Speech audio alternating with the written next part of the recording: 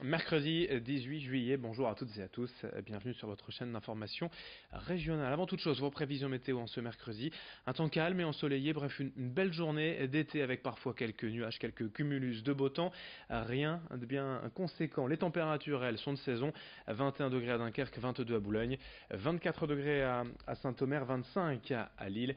La météo complète bien évidemment après ce journal. Pour commencer cette édition, d'abord dans l'actualité du jour dans la région, le retour dans le Nord cet après-midi du champion du monde Benjamin Pavard.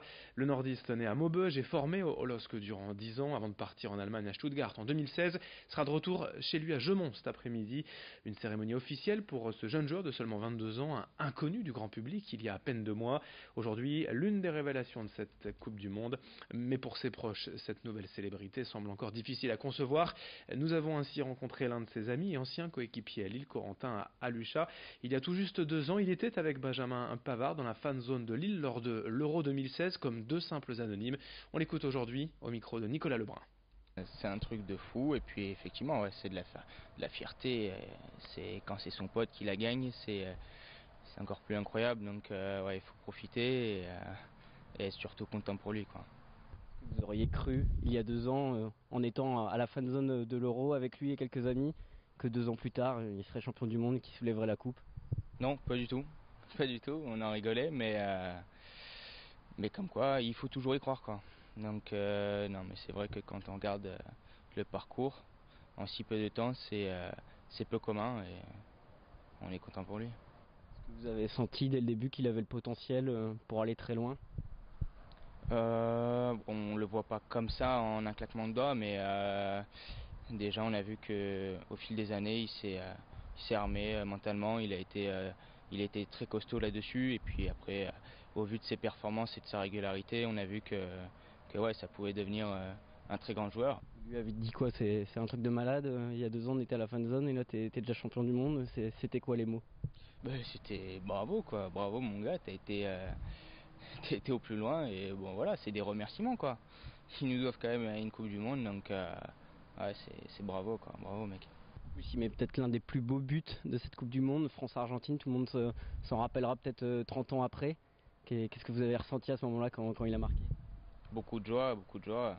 Et oui, je pense que c'est l'un des plus beaux buts, si ce n'est le plus beau but. De toute façon, je pense que tout son entourage et tous ses amis, tous les Français vont voter pour. Donc je pense que ce sera le plus beau but. Mais c'était beaucoup de joie.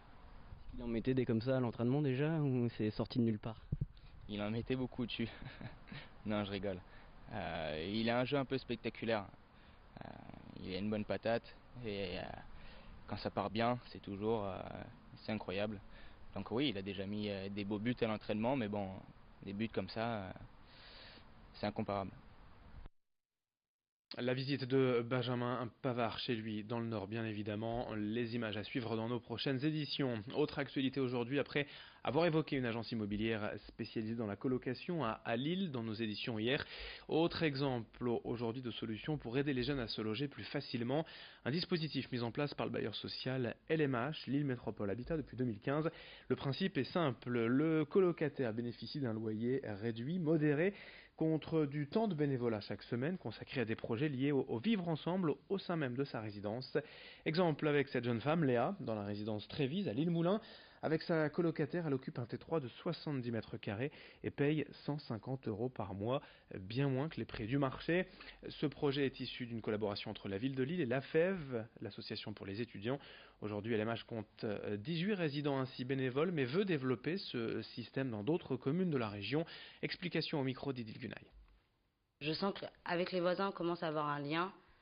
Et même sur notre palier, bon là, c'est un peu un changement, mais par exemple, juste en face, on avait Rabi, notre voisine. Bah, pour moi, c'est pas qu'une voisine, c'est devenu vraiment une connaissance et une amie. Et pareil pour Maria, la voisine d'à côté. Bah, Maria, quand elle est partie au Portugal, elle nous a donné ses contacts et elle nous a demandé de garder ses plantes. Enfin, je crois qu'on est arrivé à un stade où c'est plus que des voisins et des fois, même si le porte-à-porte, peut-être au début, je le faisais dans le cadre du CAPS, je crois que maintenant c'est flou. Il y a un moment, je sais pas, je suis plus sûre de faire ça parce que je suis une capseuse, mais plus je le fais parce que je suis une voisine et parce que je suis une habitante de la résidence. Et le grand angle de la rédaction dans ce journal au Portel, près de Boulogne, depuis quelques jours, 9 panneaux ont été installés pour retracer l'histoire de la commune. L'idée est de faire découvrir cette histoire aux Portelois, mais aussi aux Estivants. Maritime, militaire ou religieux, le Portel et son glorieux passé raconté par Louis Caillé.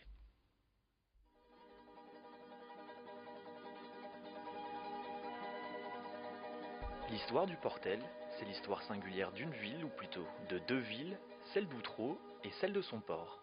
Sur les chemins des Andes, il s'en va chanter. En 1853, un décret impérial de Napoléon III donne au petit port d'Outreau son indépendance pour devenir le Portel.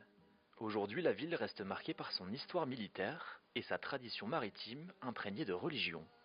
Ancien retraité de l'éducation nationale et passionné d'histoire, Lionel Leprêtre a souhaité mettre en avant sa ville à travers 9 lutrins répartis sur toute la commune. Son travail depuis 30 ans, fouillé dans les archives régionales avec ses amis du Cercle historique portelois et l'association de sauvegarde du Fort de l'Eure. Son ambition, faire découvrir, redécouvrir la ville à ses habitants, aux jeunes et aux estivants. Disons, on va un peu plus loin dans la connaissance. Beaucoup de Portelois sont ravis d'avoir des renseignements complémentaires, par exemple sur le Fort de l'Eure. Là, ici, on a l'histoire du Fort de l'Eure. On a le Fort de l'Eure en 1875, on l'a en 1900, 1930 et après la guerre en 1950. Et on peut voir les démolitions successives et son histoire. Bon, certains la connaissaient sommairement, mais on a voulu la retracer plus dans les détails. Pour aller plus loin dans la découverte de la ville, chaque lutrin dispose d'un QR code pour accéder à des informations complémentaires. Alors, ce QR code permet d'accéder à Internet et il permet d'accéder sur le site de la ville. Alors, nous ne l'avons pas encore alimenté, mais nous allons le faire durant toute l'année. Nous allons installer sur ce QR code 8 fichiers qui correspondront chacun à un lutrin et qui permettront d'avoir des renseignements supplémentaires et des photos supplémentaires. Nous ne pouvions pas tout mettre sur un seul panneau, donc le complément sera mis sur Internet. Point de départ de cette visite, l'office de tourisme, puis direction l'hôtel de ville, l'église, le jardin public et enfin le front de mer. Et si vous croisez Lionel Leprêtre dans les rues du Portel, n'hésitez pas à lui poser des questions. Il est intarissable sur l'histoire de sa ville et vous la racontera à grands coups d'anecdotes. Merci de votre fidélité. D'autres infos, d'autres images à suivre dans nos prochaines éditions. Très belle journée à toutes et à tous en notre compagnie, bien évidemment.